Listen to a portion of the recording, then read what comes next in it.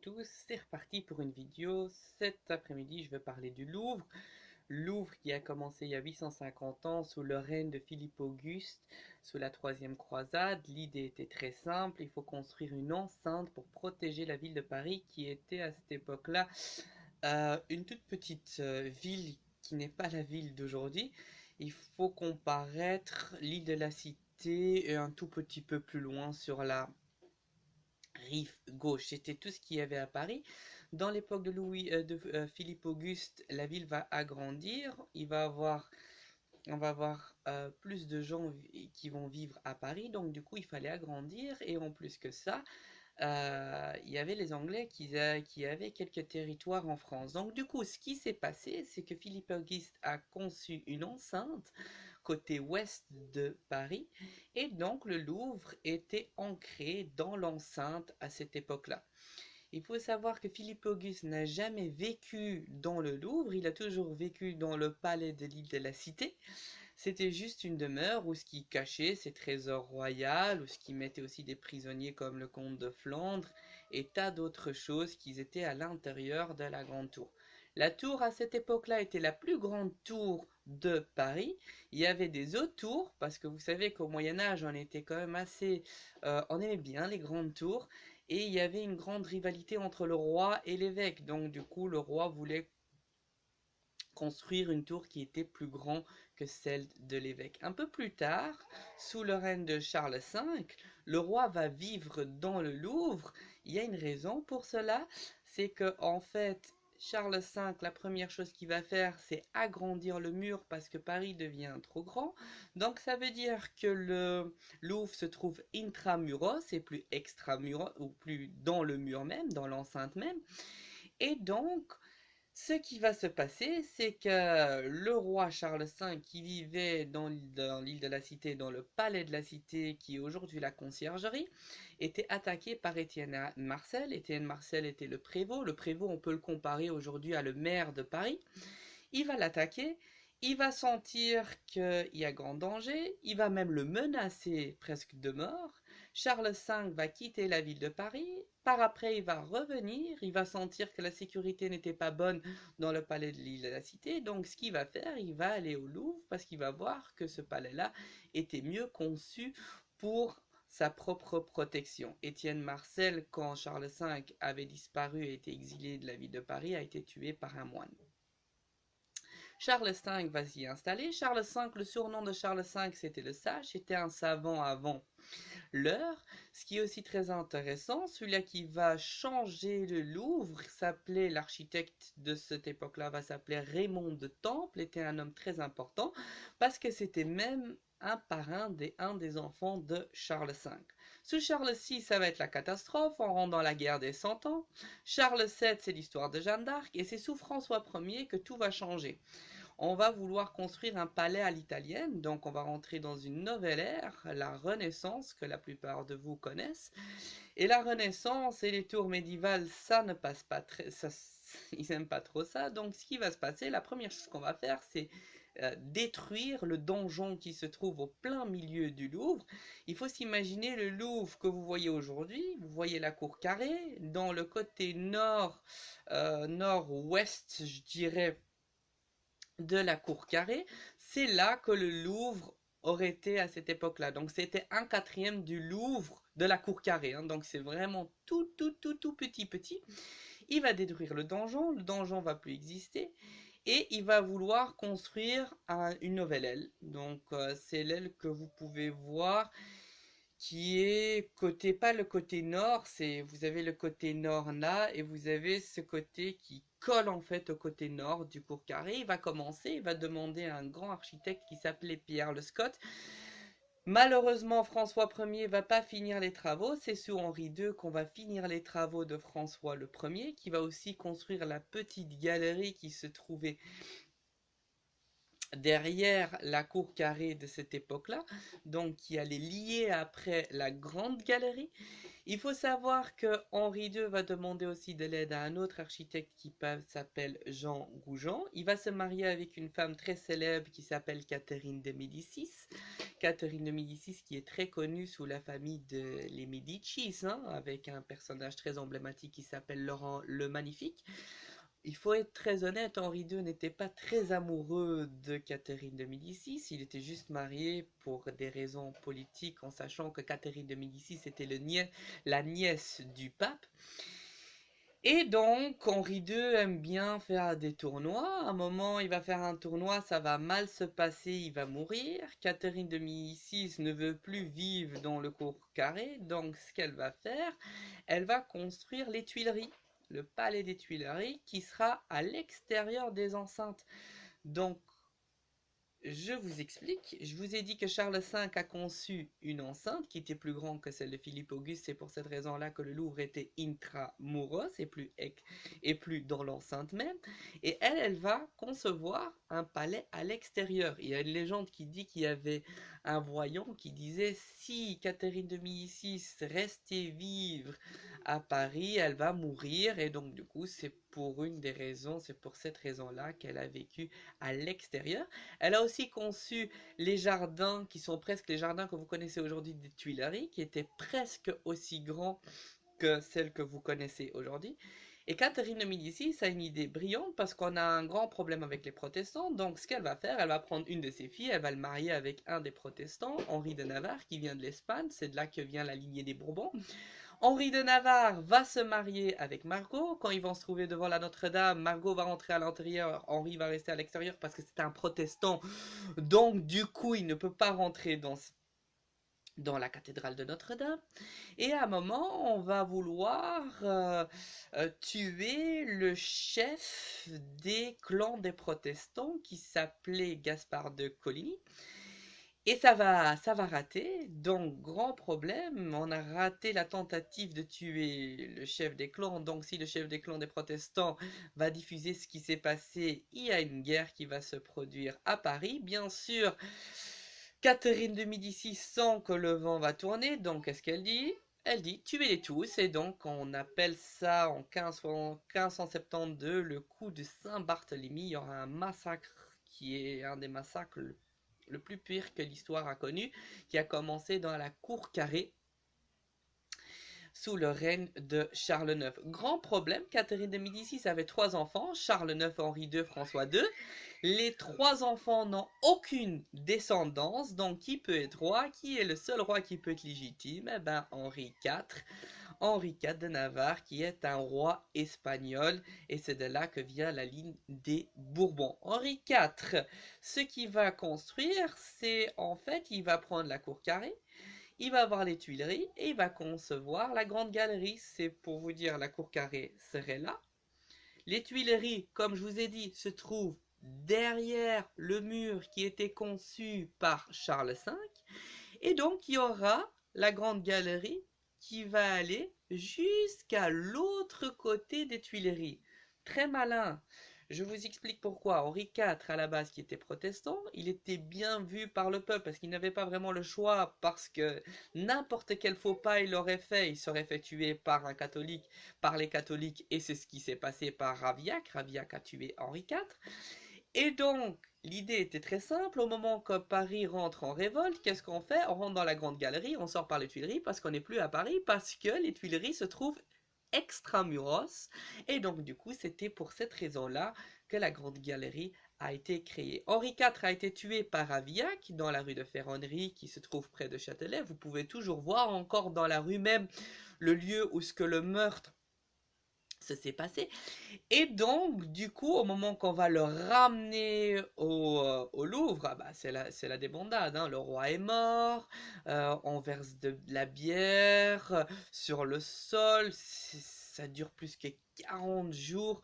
toutes les choses qui se passent à l'intérieur et à un moment on va l'amener dans la basilique de Saint-Denis où ce qui va se trouver avec les autres rois de France. C'est une curiosité assez remarquable parce que il faut savoir que c'était un roi protestant et encore plus drôle que cela, sous la Terreur en 1793, on va dépouiller les rois de France, donc on va casser les tombeaux et on va dire que le tombeau de Louis XIV ne sentait pas très bon et que le tombeau de Henri IV, qui était protestant, sentait très bon. C'est quand même assez curieux. Si c'est une histoire vraie ou c'est une histoire pour influencer un tout petit peu votre cerveau, à vous de faire vos propres opinions sur ce que je vous ai raconté. Henri IV va mourir, Louis XIII va être le roi, il va être roi à 8 ans, le petit dauphin, pauvre petit dauphin qui était un peu timide, qui n'arrivait pas très bien à parler, il était aussi gay si vous ne le savez pas. Et donc du coup, sa mère, Margot, qui était mariée, va régner, va prendre la régence, elle va prendre même goût. Et Louis XIII va être mis un peu à l'ombre. Louis XIII, bien sûr, à un moment, il va se révolter et à 16 ans, il décide de tuer le préféré de Marie de Médicis, de Margot. Et donc, c'est qui? C'était Concini. Il l'a tué lui-même avec quelques amis à lui. Et donc, à ce moment-là, il va se proclamer roi. Juste pour vous dire deux, trois petites choses, sous le règne de Henri IV, il faut savoir qu'il y avait déjà des artistes au Louvre. En dessous de la Grande Galerie, on avait construit des chambres pour les artistes. On avait déjà aussi une chambre où on mettait toutes les antiquités possibles. Et donc, il y avait déjà des artistes, des peintres qui faisaient bien sûr de la peinture pour le roi, pour le montrer en pleine glorification. Idem pour les sculpteurs. Louis XIII a utilisé la Grande Galerie pour plusieurs choses. Première chose, un jour il a eu un cadeau d'un ambassadeur qui était un dromadaire. Vous voyez la fascination qu'on avait déjà à l'époque pour l'Orient. Et on dit que le roi avait promené le dromadaire dans la Grande Galerie. Quand il faisait mauvais et quand il pleuvait, on n'avait pas le droit à la chasse, donc on faisait la chasse dans la Grande Galerie. Vous pouvez vous imaginer que la Grande Galerie à cette époque-là n'est pas celle que vous imaginez aujourd'hui. Et même aujourd'hui, vous savez tous qu'il y a le Covid-17. Imaginez-vous qu'à cette époque-là, on aurait la même maladie. Qu'est-ce que le roi aurait fait? Il aurait fait la même chose que les écureuils, c'est-à-dire que les gens venaient, on le touchait avec une certaine symbolique avec les mains, et donc les gens se guérissaient. Donc on guérissait la maladie des écureuils dans la Grande Galerie. Donc ce n'est pas très anodin non plus que vous trouvez que des peintures avec des miracles et toutes les représentations de l'Église, etc., etc. Donc je continue, Louis XIII, pas grand-chose qu'il va faire, malheureusement, il va mourir, et c'est Louis XIV qui va prendre le pouvoir. Grand problème, Louis XIII va mettre un impôt pour les riches vont rentrer en révolte, la révolte s'appelle la Fronde, Louis XIV va être pourchassé plusieurs fois du Louvre et va fuir avec sa mère qui était Anna d'Autriche, qui était mariée avec Louis XIII, qu'ils ont fait 2 enfants, parce que je vous ai dit qu'il était gay, qui était Louis XIV, et un autre qui s'appelait Philippe. Et donc, du coup, ils vont souvent fuir, ils vont revenir, fuir et revenir. Louis XIV ne sont pas du tout à l'aise au Louvre à cause de la révolte de la Fronde. À un moment, Colbert, un ancien ministre de Louis XIII, va quand même dire à Louis XIV, il faut vraiment que tu montre que c'est là le palais royal, et c'est je dirais, c'est sous Colbert que le Louvre va de nouveau changer. Louis XIV, qui avait de lui-même une grandeur extraordinaire, une des choses qu'ils vont construire, c'est la galerie que vous connaissez peut-être tous, surtout les gens d'History Group, c'est la galerie d'Apollon, où ce que vous pouvez voir Louis XIV qui représente le soleil. Et après, va aussi changer les Tuileries, il va agrandir les Tuileries. Je vous ai dit qu'il y avait une partie de Tuileries qui était conçue par Catherine de Médicis. Lui, il va en construire une deuxième partie et il va aussi modeler la vieille partie de Catherine de Médicis. Il va y vivre un petit moment, il va même concevoir une salle qui s'appelait la salle de machine où on faisait des représentations de théâtre. Juste pour vous dire, dans les salles de théâtre de Louis XIV, il y avait personne qui pouvait y rentrer. Et c'est de là que vient aussi l'histoire que vous connaissez si vous êtes aux Tuileries, côté jardin et côté cour. Parce que quand vous allez de l'autre côté, vous êtes au côté jardin, et de l'autre côté, vous êtes côté cour. Les jardins vont être changés par un jardinier très célèbre que vous pouvez voir aussi quand vous rentrez dans les Tuileries, qui est représenté avec un petit buste André Le Nôtre. Et après, la cour carrée va complètement changer. Je vous ai dit que la cour carrée que vous voyez actuellement est celle de Louis XIV. À l'époque, elle faisait qu'un quatrième, hein. C'était le nord-ouest de cette cour carrée qui était un quatrième de ce cour carré que vous voyez. Donc, qu'est-ce qu'il va faire? Il va agrandir le côté ouest. Il va ouest, il va agrandir le côté nord et le côté sud, mais que faire avec le côté est? Parce que le côté est était la rentrée de Paris, donc elle devait être grandiose, elle devait être magnifique. Donc on demande à plusieurs architectes pour Louis XIV, n'est pas assez grand pour lui, parce que vous connaissez Louis XIV, c'est un homme qui sort de l'au-delà.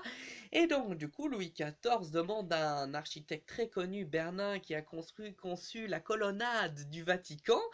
Il va voir les dessins que Bernin va montrer, et ce n'est pas assez beau parce que c'est trop à la romaine, parce que lui il dit que la France est la plus grande nation du monde et pas la Rome.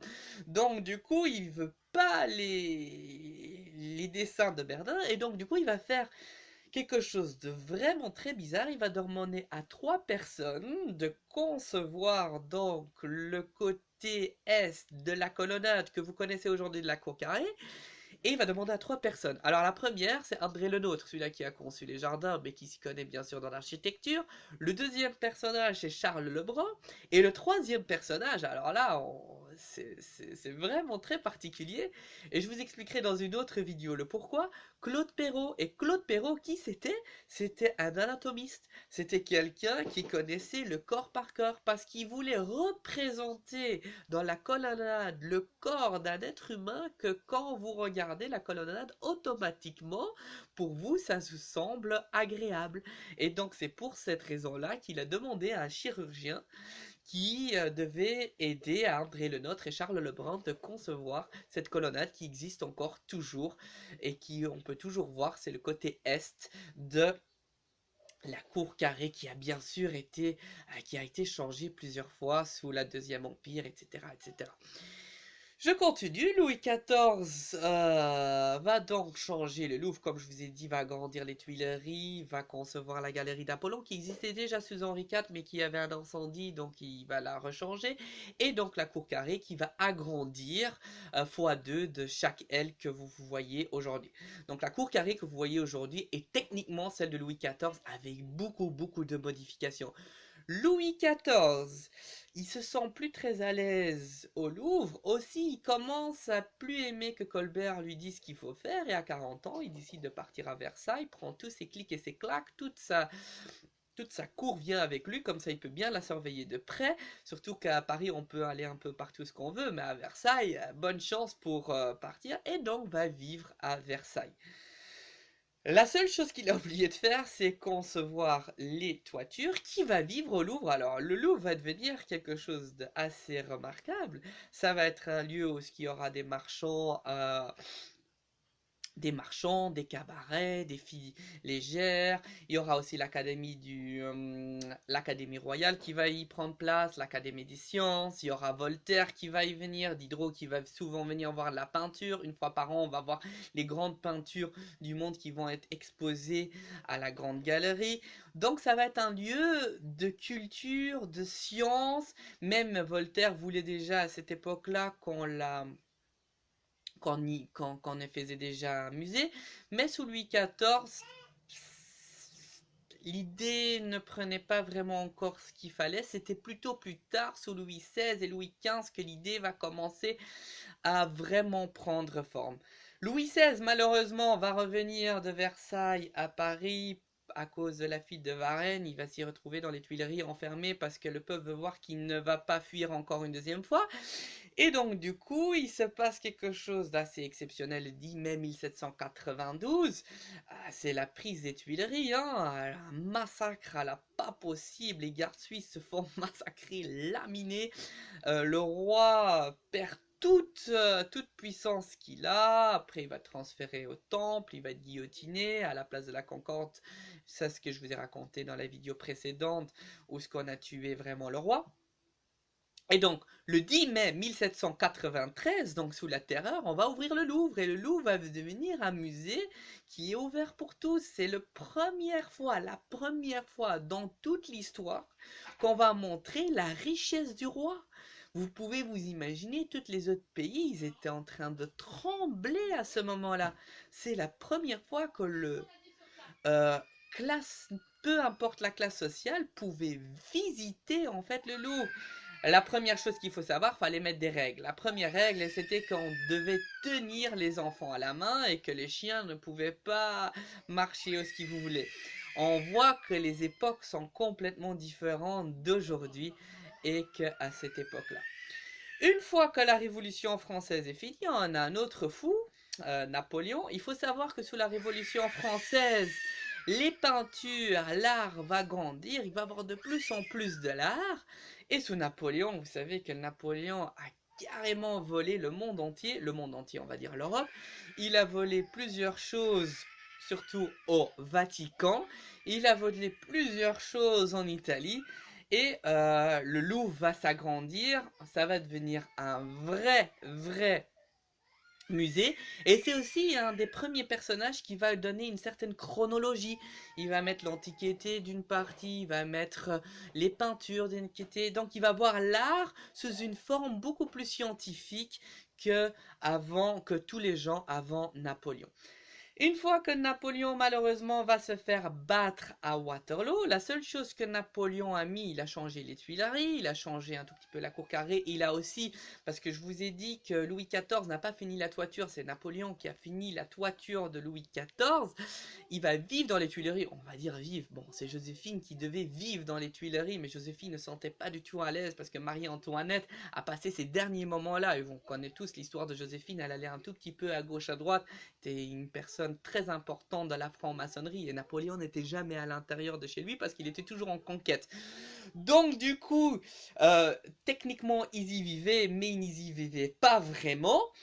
Et donc du coup, à un moment ils vont se divorcer. Il va se divorcer. Il s'est marié dans la Notre-Dame, où il y a une grande peinture hein, que vous pouvez voir de ça dans le Louvre même. Et il va se remarier avec une autre qui s'appelait Marie-Thérèse. Et la procession va se passer dans la Grande Galerie avec toutes les peintures qui ont été volées du Vatican. Et il a conçu une petite chapelle un tout petit peu plus loin. Et c'est là où en fait, on va faire le mariage, le deuxième mariage de Napoléon. Une fois que Napoléon va va perdre à Waterloo, il va être amené à Sainte-Hélène. Et donc du coup, il faut remettre tout l'art qu'on a volé à l'Europe. Ah, c'était la débandade, il n'y avait plus d'art. Et donc la seule peinture, une des seules peintures qui était assez grandiose qui est restée, c'était les Noces de Cana. Déjà il fallait la couper en deux pour l'amener de l'Italie jusqu'à la France. On ne pouvait plus la recouper pour la ramener. Donc les Noces de Cana, c'est une des seules peintures qui est restée sous la restauration de Louis XVIII. On va de nouveau glorifier le Louvre. Et une des premières sculptures qui est de la vraie antiquité, parce que toutes les autres sculptures, sauf la barque de Samothrace, ne viennent pas de l'antiquité, c'est la Vénus de Milo. Et donc la Vénus de Milo, qui était déjà une statue sans bras, et en sachant que Louis XVIII était déjà un handicapé qui était déjà assis dans une chaise roulante, vous pouvez déjà vous imaginer à cette époque-là toutes les gens qui ont écrit plusieurs choses sur déjà ce thème-là. Et deuxième chose, c'était une vraie statue de l'Antiquité. Après, il y a eu pour moi un grand mensonge. On a dit que c'était une statue du classicisme, en sachant quand même que pour moi la Vénus du Milo est en plein mouvement et hellénisme. Il faut savoir que Napoléon vénérait le classicisme, c'était vraiment, il aimait bien les statues avec une proportion divine, le nombre d'or partout dans tous les sens, et donc du coup on voulait rester dans cet art grec, et l'hellénisme c'est un peu, voilà, on pourrait dire le Moyen-Âge un peu de cette époque-là, on ne le vénérait pas du tout, et donc du coup on avait dit que c'est du classicisme pur et dur. C'était aussi pour que les gens étaient attirés pour dire qu'on avait une œuvre du classicisme, mais on avait une œuvre qui est complètement hellénistique et vous pouvez le voir, le mouvement et elle bouge et les draperies, etc., etc.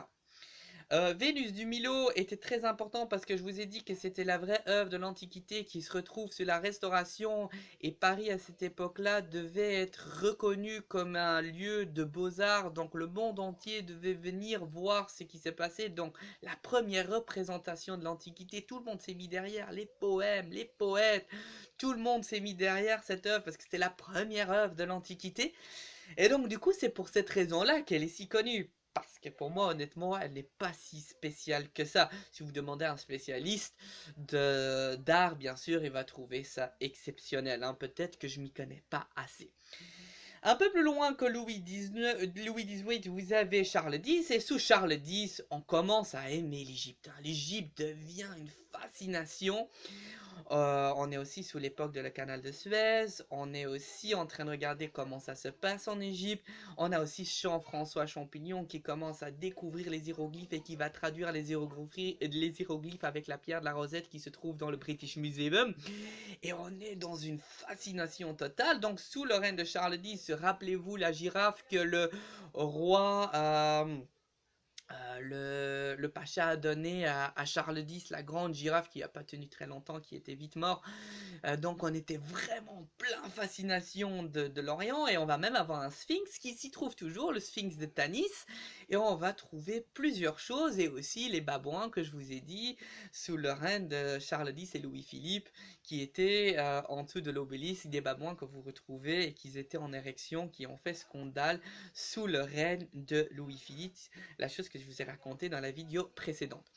Un peu plus tard, vous avez après Charles X, malheureusement, vous avez les Trois Glorieuses. De nouveau, on va détruire le Louvre, ça va partir de nouveau en cacahuète. Sous Louis-Philippe, ça s'améliore un tout petit peu, mais on a de nouveau une révolution. Après cette révolution, on a Napoléon III. Napoléon III qui va être d'abord sous la Deuxième République, si je ne me trompe pas. Une fois qu'il va voir que la République ne marche pas, il va être empereur. Et il va être empereur de 1850 jusqu'à 1870. Napoléon III qui va changer complètement le Louvre encore une fois. Et il faut savoir que sous Napoléon, le troisième, il va vouloir fermer le Louvre. Je vous ai dit, il y a les Tuileries, il y a la Grande Galerie, il y a la Cour Carrée. Et de ce côté droit, il n'y a rien du tout. Et il faut aussi savoir, et ce que vous ne savez pas, certains d'entre vous, entre les Tuileries et entre la Cour Carrée, à cette époque-là, nous avons encore toujours des maisons. Eh ben oui, on a encore des gens qui vivent entre la Cour Carrée et donc la Cour Napoléon, pas la Cour Carrée même, la Cour Napoléon, et tout à fait derrière les palais de Tuileries, vous avez encore des demeures. Donc qu'est-ce qu'il va faire? Première chose, il va tout enlever, toutes les dernières maisons qui s'y trouvaient entre, parce qu'il faut de la place, et puis il va faire quelque chose d'assez famineux. Il veut pour l'exposition universelle construire l'aile qui se trouve pour fermer le Louvre, et il va mettre un temps de fou. Il va même prendre plusieurs pierres de carrière qui vont être amenées de le canal de Lourdes, qui va mettre même 3 lieux différents où ce que les carrières venaient parce qu'on travaillait sous une vitesse extraordinaire. Il a même demandé aux gens de travailler le dimanche, parce qu'il ne faut pas oublier que le dimanche à cette époque-là était sacré, parce qu'on était toujours encore sous l'empire de l'église. Et donc du coup il va mettre ils vont travailler sur 3 lieux différents pour amener la pierre A, B, C, comme ça les gens pouvaient dormir 2 sur 3. Vous pouvez vous imaginer, si je vous dis ça, à quelle allure on travaillait. Malheureusement, en 1870, on rentre en guerre avec les Prussiens, il va être capturé à Sedan, et la monarchie va reprendre le pouvoir. Il faut savoir qu'à cette époque-là, même en 1870, sous Adolphe Thiers, ça va pas être la République qui va prendre le pouvoir, mais la monarchie et la capitale de France va se trouver à Versailles. Et donc du coup la monarchie va venir de plus en plus près, plus près. Il va y avoir une guerre civile. La commune qui était contre la monarchie va sentir que le vent tourne et que la monarchie est plus forte que la commune. Et donc, du coup, on va incendier tout ce qui avait une représentation monarchique. Donc, les Tuileries, qui a été conçues par Louis XIV et Catherine de Médicis, va être complètement brûlée. Et les hôtels de ville et autres choses, sous un personnage, comment il s'appelle? Le 23 mai, la bergerie va mettre de pétrole, tout va prendre flamme, etc., etc. Et donc, du coup, une fois 1861, c'est fini, on va être sur la Troisième République. Et donc, qu'est-ce qui se passe? Qu'est-ce qu'on va faire avec les Tuileries? Est-ce qu'on va la reconstruire? Si on la reconstruit, est-ce que la monarchie va revenir? Est-ce que ça va être un genre de martyr? Vous connaissez toutes ces petites histoires. Finalement, toutes les architectes, comme Viollet le Duc qui a reconstruit le Louvre, la Notre-Dame, a voulu qu'on reconstruise les Tuileries, la politique va gagner et finalement on décide de détruire le Louvre. Le Louvre commence à être un musée un peu vieillot. Vers 1909, il va se passer quelque chose aussi d'assez exceptionnel que vous connaissez tous. C'est la vol de la Joconde qui a été volée par un homme italien qui travaillait lui-même dans le Louvre. Ce qui est très drôle, c'est qu'on n'a que su le vol 24 heures après et à 15 heures le jour d'après quand elle a été volée le matin de la veille, du jour d'avant. À 15 heures, on a diffusé sur le journal qu'en fait, elle a été volée. Finalement, 2 ans plus tard, on l'a retrouvée. Et puis, on rentre en Première Guerre mondiale. Il n'y a plus grand-chose qui change. En 1920, on va parler d'un autre Louvre et on va commencer à changer complètement le Louvre. On va le changer dans tous les angles possibles. Il y aura plus de sécurité à cause de, soi-disant, le vol de la Joconde, une des peintures la plus mystérieuse du Louvre. Je suis pas très sûr de cela. Je vous expliquerai pourquoi Leonardo da Vinci, à mon avis, est un homme aussi emblématique. Et puis on rentre dans la Deuxième Guerre mondiale, hein, que vous connaissez tous, hein, entre 1940 et 1945. Jean Jaujard va sauver toutes les œuvres d'art possibles. Ce qui est très drôle, vous avez même des vidéos encore de ça que vous voyez, des gros camions qui partent du Louvre pour les amener dans les châteaux de Chambord, où ce que carrément on devait lever les électricités téléphériques là, et on devait mettre parfois des balais pour que le camion pouvait en dessous, pouvait passer en dessous. On avait même demandé à la Comédie Française pour prêter quelques camions parce qu'ils avaient l'habitude avec toutes leurs choses. Et donc du coup, plusieurs choses ont été sauvées. Quand les nazis sont retrouvés, ils ont trouvé un Louvre complètement vide. Une fois que la guerre mondiale est revenue, une fois que la guerre mondiale était finie, on est retourné au Louvre, on a tout remis dans le Louvre. Dans les années 60-70, soyons très clairs, le Louvre était un musée très triste. Le Louvre qui était dans toute sa splendeur, c'est le British Museum. Et vous connaissez les Français, toujours un tout petit peu jaloux des Anglais et toujours en retard des Anglais. Ils ont décidé d'en faire le Grand Louvre. La personne qui a eu l'idée pour construire le Grand Louvre, c'était André Malraux. Ça n'a pas très pris et le vrai personnage emblématique, vous êtes pour ou contre, c'est Jack Lang qui a complètement changé le Louvre sous le règne de François Mitterrand.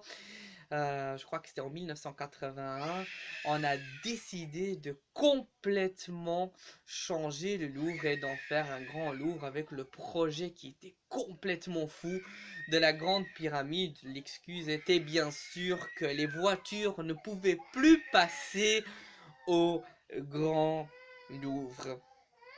Donc du coup, en 1989, pour la 200 centenaire, on a conçu la pyramide. Et en 1994, on va ouvrir l'aile Richelieu, qui était au tout début le ministre des Finances qui s'y trouvait. Voilà l'histoire en très court du Louvre. J'espère que vous avez adhéré à ma vidéo. Si vous aimez ma vidéo, n'oubliez pas de mettre un petit pouce vers le haut. La prochaine vidéo sera une vidéo vraiment extraordinaire parce que je vais vous parler de quelque chose que vous n'avez pas l'habitude d'entendre, les couleurs. Et je vais vous même expliquer comment, avec les couleurs, on peut faire que votre psychologie soit bien sûr un tout petit peu pris que cette couleur, vous l'aimez et cette couleur, vous ne l'adhérez pas. Prochaine vidéo qui sera dans 3-4 jours. J'espère que vous avez aimé cette vidéo-là. À la prochaine. Prenez soin de vous, prenez soin de vos enfants si vous en avez, prenez soin de vos amoureux. À bientôt et à la prochaine.